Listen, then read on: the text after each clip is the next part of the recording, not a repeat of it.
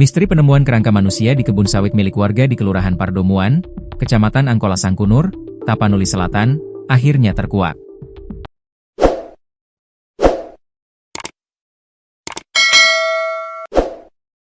Satuan Reserse Kriminal Polres Tapsel memastikan, korban adalah Abdul Rahman Pohan, 27, warga Padang Sidimpuan yang menjadi korban pembunuhan keji.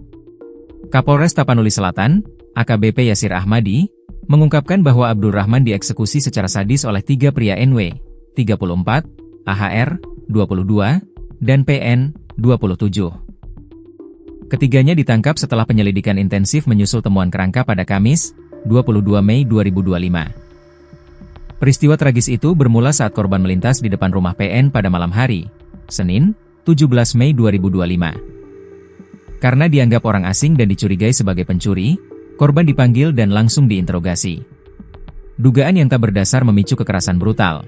Korban dipukul, disiku, ditendang, lalu tangannya diikat. Tak berhenti di situ.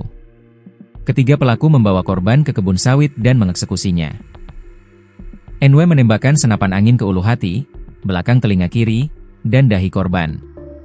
Setelah memastikan korban tewas, jenazah dikuburkan di lokasi kejadian oleh NW dan AHR.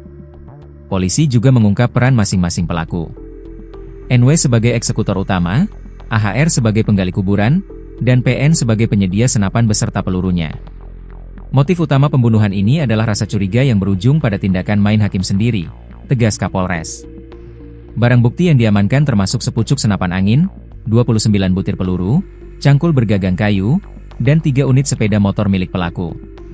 Para tersangka kini dijerat dengan pasal 340 KUHP tentang pembunuhan berencana, dengan ancaman maksimal hukuman mati atau penjara seumur hidup.